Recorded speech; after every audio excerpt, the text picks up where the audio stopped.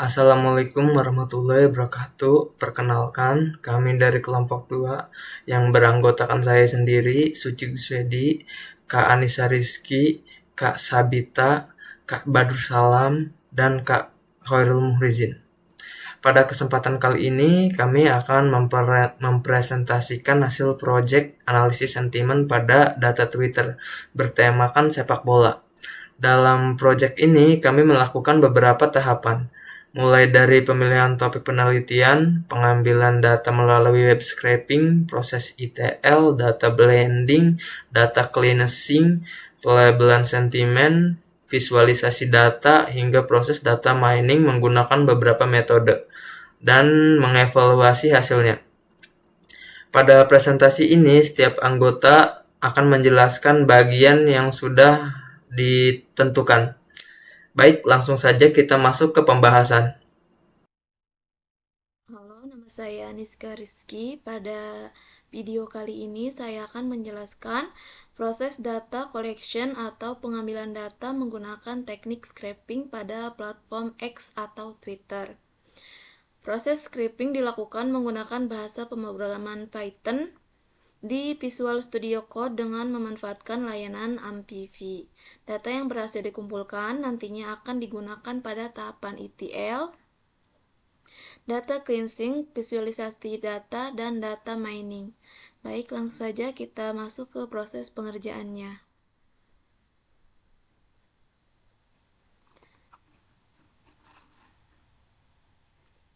Pada tahap data collection, saya menggunakan Python di Visual Studio Code dengan Jupyter Notebook untuk melakukan proses scraping data di platform X. Langkah pertama yaitu menginstal library yang dibutuhkan, yaitu AMPV, Client, dan Punch.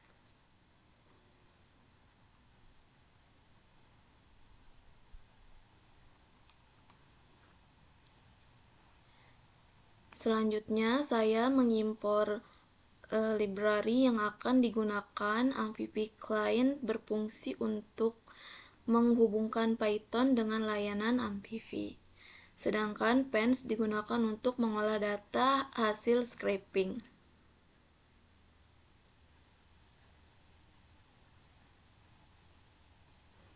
Kemudian saya akan melakukan autentikasi menggunakan API token agar program dapat mengakses layanan AMPV.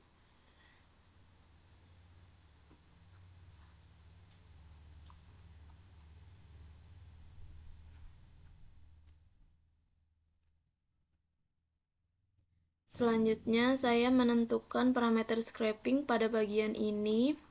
Pada bagian ini, saya mengatur filter pencarian bahasa yang digunakan, yaitu bahasa Indonesia,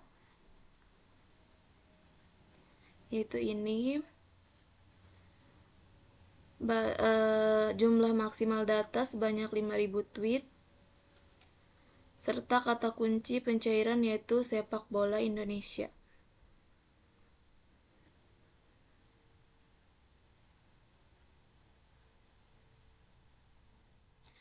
Setelah seluruh parameter selesai, ditentukan program menjalankan aktor pada layanan AMPV untuk mengambil data tweet sesuai dengan kriteria yang telah ditentukan.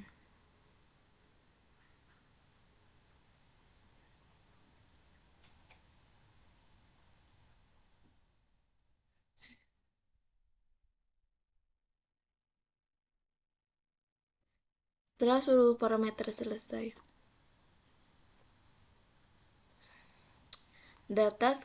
hasil scraping kemudian dikumpulkan, diubah menjadi data frame menggunakan Pens, lalu disimpan ke dalam file CSV. File inilah yang nantinya digunakan pada proses ETL, data collecting, visualisasi data, dan data mining.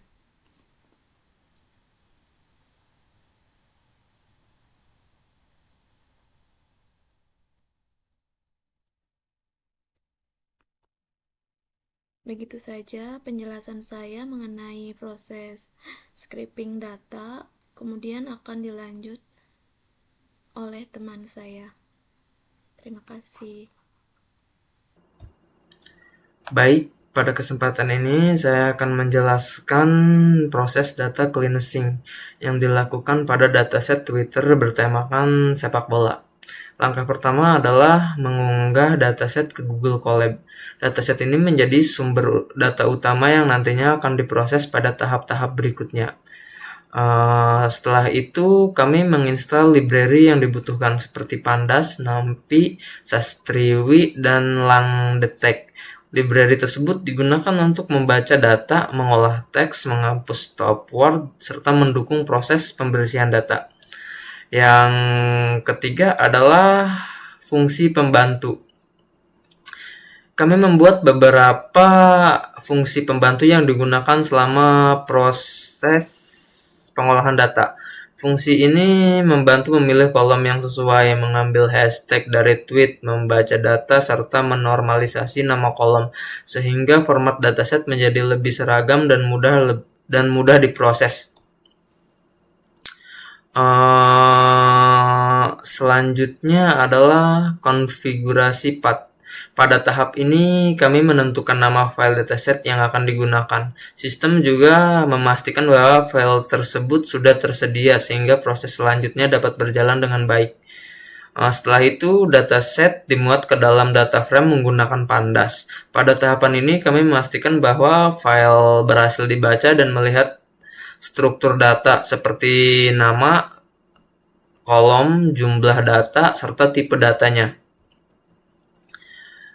Selanjutnya itu adalah proses utama, yaitu normalisasi data cleansing dan pelabelan sentimen. Pertama dilakukan normalisasi data karena data Twitter memiliki banyak nama kolom yang berbeda-beda. Kami menyamakan nama kolom penting seperti ID tweet, waktu, username, isi tweet, jumlah like, retweet, dan informasi lainnya agar data menjadi seragam dan lebih mudah diproses. Selanjutnya dilakukan proses data cleansing. Pada tahap ini, teks dibersihkan dengan mengubah seluruh huruf menjadi huruf kecil atau scaffolding, kemudian menghapus URL, akun karakter yang rusak, simbol hashtag, angka, karakter khusus lainnya sehingga hanya tersisa teks yang diperlukan. Setelah itu dilakukan proses stop word removal menggunakan library Sastriwi yang ditambahkan dengan stop word umum di media sosial seperti yang aja, RT, HTTPS dengan yang kata-kata tersebut tidak memberikan informasi penting untuk analisis. Data yang memiliki isi kosong maupun data yang duplikat juga dihapus agar tidak mempengaruhi hasil analisis. Setelah proses pembersihan selesai, setiap tweet diberi label sentimen positif, negatif, dan netral berdasarkan kata-kata yang terdapat pada isi tweet. Selanjutnya itu ada 3 kategori ya. Normalisasi, cleansing, dan quality report.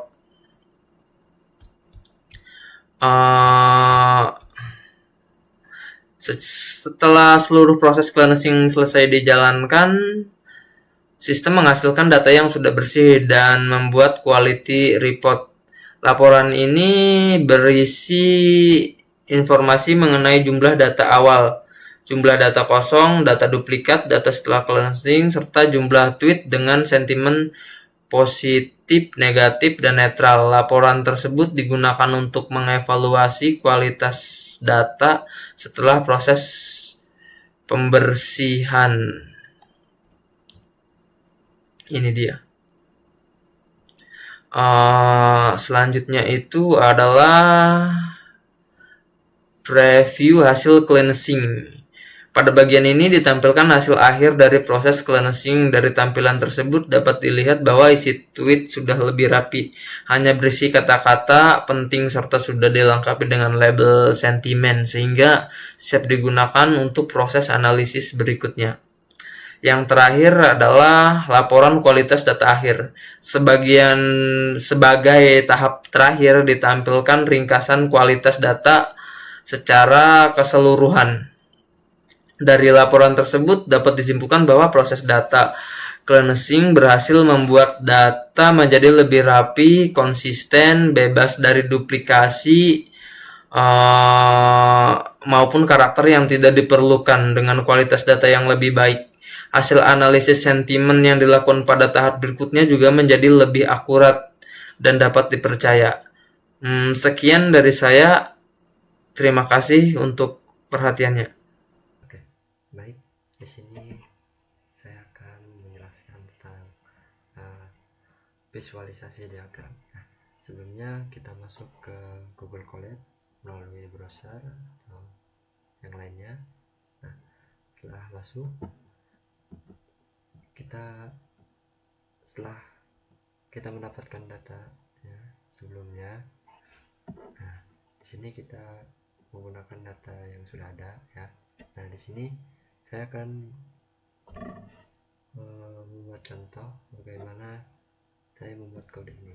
Nah, pertama kita ke tanda plus ini yang tulisannya kode, kita klik, kemudian kita masukkan codingan ya, atau kita menggunakan AI ya untuk membuat codingannya itu.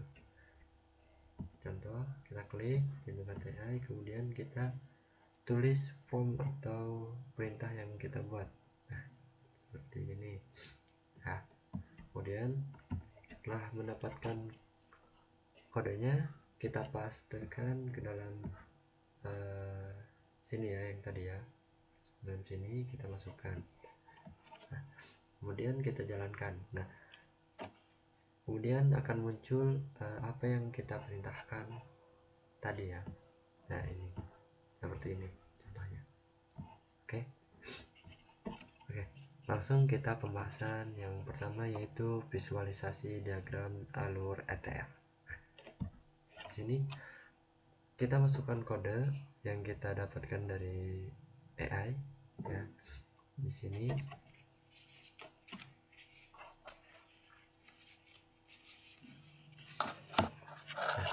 pada tahapan ini saya membuat visualisasi diagram ETL. Nah,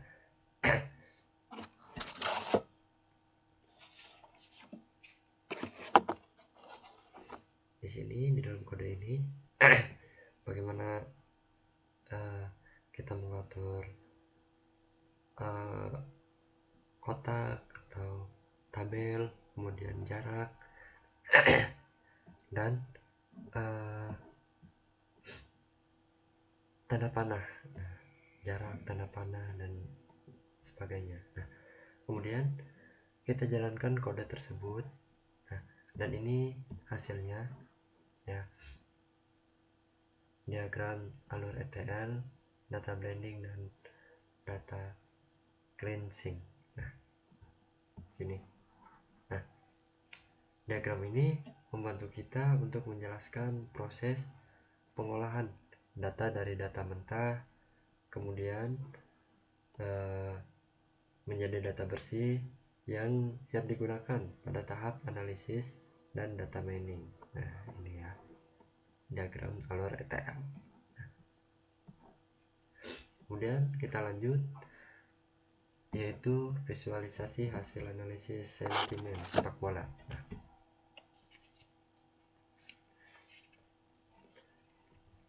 Nah, kita masukkan kode ya, kodenya, kemudian kita jalankan sesuai apa yang kita perintahkan. Nah, pada tahapan ini visualisasi menggunakan bar chart. Nah ya, untuk menampilkan distribusi jumlah tweet ya berdasarkan kategori sentimen. Nah, di sini ada positif, negatif, dan netral ya. Kemudian kita jumlahkan tweet pada setiap kategori sentimen. Kita jumlahkan, kemudian hasilnya kita hitung, kemudian disimpan dalam variabel sentimen. Nah, di sini seperti sini, di sini ada sumbu X ya, yang berisi tentang kategori sentimen, kemudian ada semua Y ya, yang berisi tentang jumlah tweet. Kemudian kita jalankan kode tersebut. Nah, setelah itu kita dapatkan hasilnya. Nah, di sini distribusi sentimen tweet sepak bola. Nah, seperti inilah ya distribusi sentimen. Nah, berbentuk seperti ini, ada positif, negatif, dan netral. Nah, dari visualisasi yang dihasilkan ini terlihat bahwa sentimen netral, nah ini mendominasi percakapan tentang sepak bola. Nah, sedangkan yang positif dan negatif jumlahnya jauh lebih sedikit ya. Nah, kemudian visualisasi ini membantu kita memahami distribusi sentimen secara cepat sebelum melanjutkan ke tahap analisis yang lebih mendalam. Oke, ya, itu tujuannya. Kemudian dilanjut yaitu visualisasi volume tweet per waktu. Melihat tren aktivitas percakapan berdasarkan jam. Kita masukkan kode yang sudah kita dapatkan dari Generate AI. Kita masukkan, paste, kemudian kita jalankan, dan di sini hasilnya.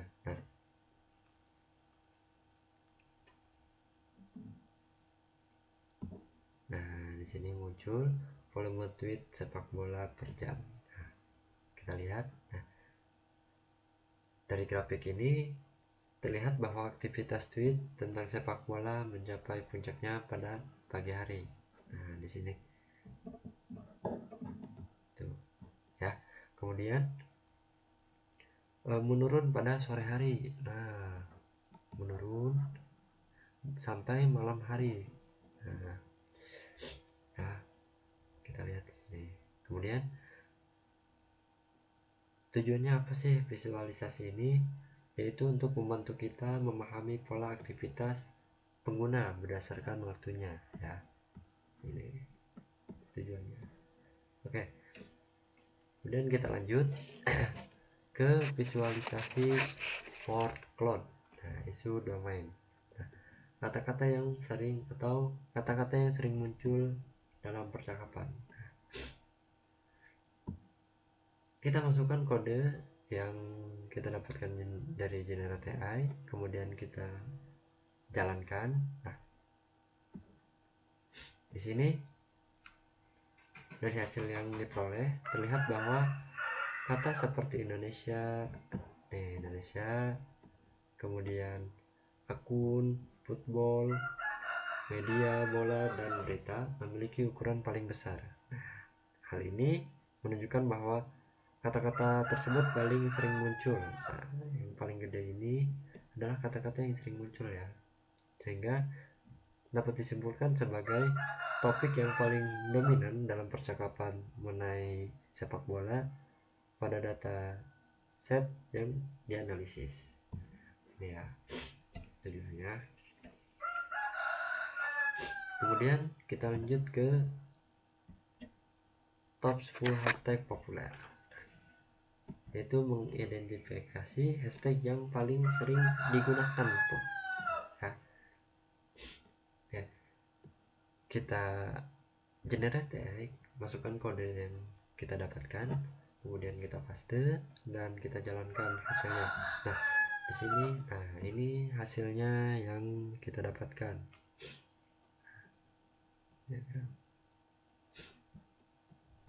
Nah, dari hasil visualisasi ini terlihat bahwa hashtag YNWA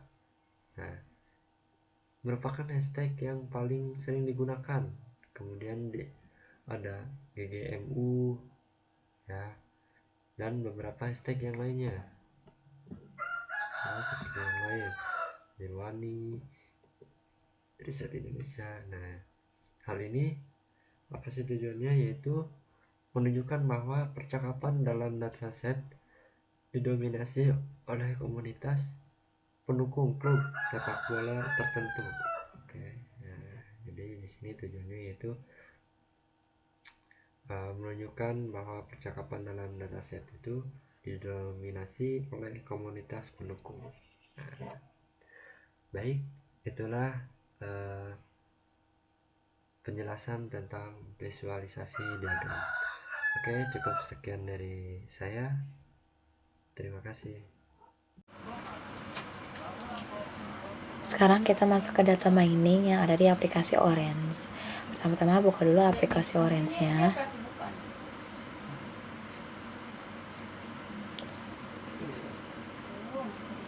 Kita buka new folder, kita tarik filenya. Nah, file ini kita isi data teks Twitter yang kita sudah cleansing berformat Excel.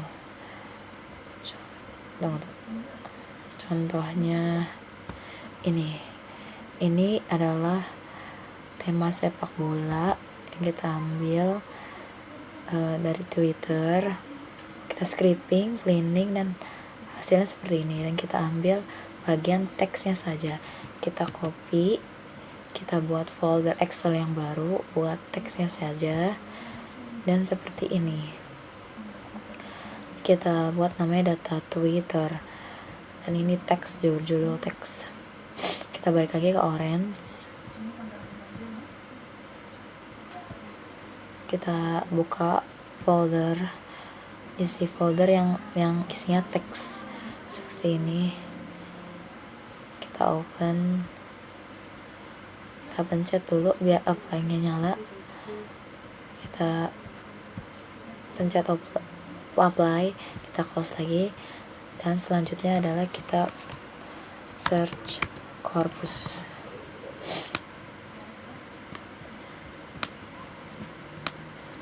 Hubungkan file ke corpus.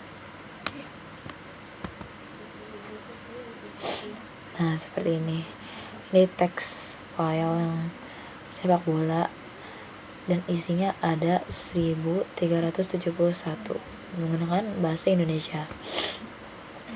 Setelah itu kita butuh pre-process text.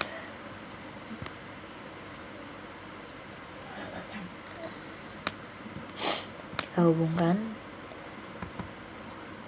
Nah, di sini ada pre-process text-nya. Kita klik lowercase, remove parts, dan remove URLs. Nah, di sini kita membutuhkan stop words Indonesia. Nah, stop words Indonesia kita cari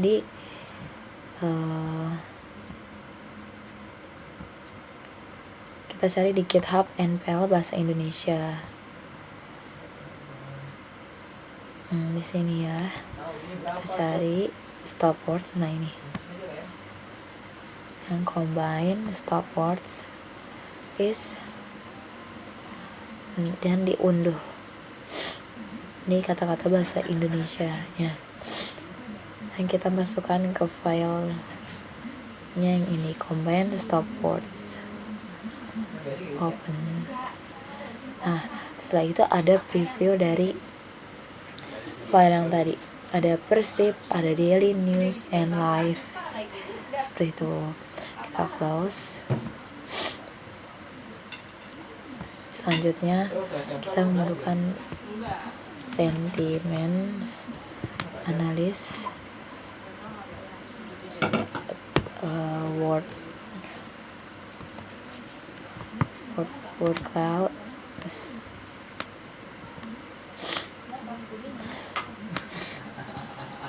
dan topik modeling.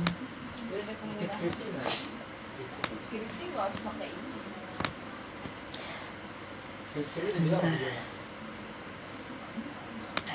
Dan kita hubungkan ketiga ini.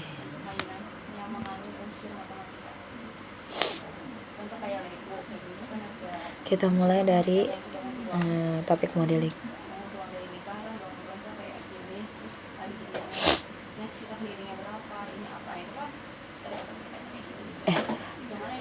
Ini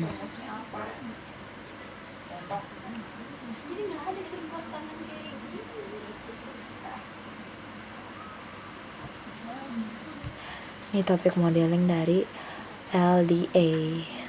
Topik modeling ini adalah yang sering diketik. Ada berita of bola U Indonesia Liga, update sepak bola, seperti itu. Sekarang word cloud. Word cloudnya seperti ini. Nah, tingkat teratas ada of Indonesia dan akun yang ada di sepak bola. Sekarang sentimen analisis. Saya menggunakan multilingual sentimen dan menggunakan bahasa Indonesia. Sudah. Dan untuk melihat sentimen kita butuh data tabel. Kita hubungkan. Kita klik. Seperti ini sentimen. Nah, yang ini dimulai dari minus ke plus. Bedanya yaitu adalah dari kata teksnya. Kalau yang plus bersifat positif, teks yang bersifat positif, tidak yang baik. Sedangkan yang minus sifat yang agak kurang baik. Ini berhasil dilarang berisik. Begitu. Dan kita butuh sentimen, kita download, kita hubungkan, dan harus data ya. Kalau enggak data nanti enggak ke save, enggak ke apa yang ada di data tabel. Dan seperti ini yang sudah di download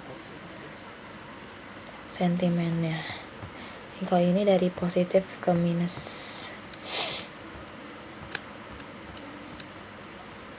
Sekian. Assalamualaikum warahmatullahi wabarakatuh. Sebelumnya perkenalkan, nama saya Badrul Salam Marhabandi. Ya, di sini saya akan menjelaskan mengenai data mining ya. Langsung saja, di sini data mining yang saya pakai yaitu topik clustering dan sentimen analisis ya. Yang pertama yaitu topik clustering dengan K-means. Ini menunjukkan bagaimana tweet-tweet terkait sepak bola ini dikelompokkan menjadi beberapa topik atau cluster berdasarkan kemiripan konten teksnya. Ya, kita telah mengkonfigurasikan algoritma untuk menemukan 5 cluster yang berbeda. Ya, di sini cluster yang pertama yaitu akun resmi Indonesia Pusat ya. Ini sudah dikategorikan ya cluster-clusternya, dan ketika programnya kita jalankan,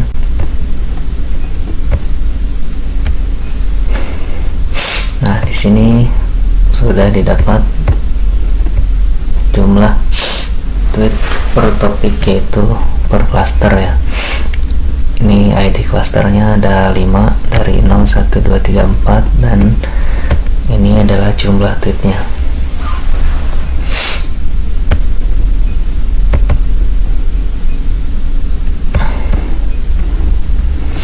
Dan yang kedua yaitu mengenai sentimen analisis.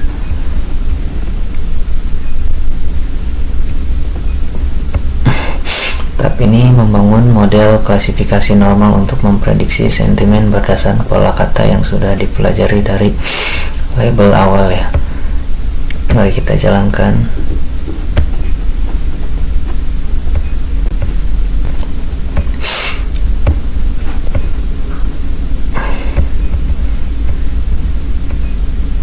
Nah, di sini didapat netralnya sangat banyak ya.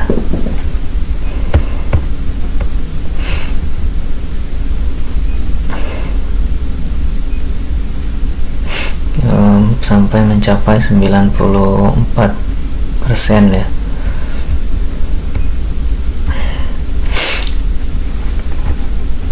Kenapa saya memilih topik clustering dan sentimen analisis? Karena metode ini memiliki kemampuan untuk mengelompokkan data atau teks ke dalam kelompok-kelompok cluster berdasar kemiripan konten tanpa memerlukan label. Untuk sentimen analisis sendiri, saya menggunakan IP bias karena algoritma ini sangat efektif untuk klasifikasi teks ya, yang bekerja berdasarkan probabilitas kemunculan kata yang sangat cepat untuk dataset berukuran besar. Baik, mungkin itu saja penjelasan yang bisa saya jelaskan, kurang lebihnya mohon maaf. Terima kasih. Wassalamualaikum warahmatullahi wabarakatuh. Demikian pemaparan dari kelompok kami mengenai project analisis sentimen pada data Twitter bertemakan sepak bola. Dari hasil yang telah dipaparkan dapat disimpulkan bahwa proses yang dimulai dari pengambilan data blending, data cleansing, pelabelan sentimen, visualisasi data, hingga data mining, serta evaluasi berhasil menghasilkan analisis yang dapat digunakan untuk mengetahui sentimen masyarakat terhadap topik sepak bola di media sosial. Sekian dari kelompok kami. Wassalamualaikum warahmatullahi wabarakatuh.